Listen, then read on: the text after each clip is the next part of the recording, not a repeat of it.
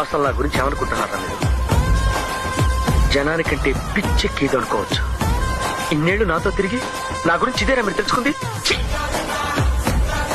నేనేదైనా అనుకున్నానంటే అది పూర్తయ్యే వరకు నిద్రపోను. నాకు పిచ్చెక్కిందనుకునే ఈ జనాన్ని నా సినిమాలు చూసి పిచ్చెక్కించే స్టేజ్కి తెస్తాను. అసలు నాకేం తక్కువైందంట? అందం లేదా? యాక్టింగ్ రాదా?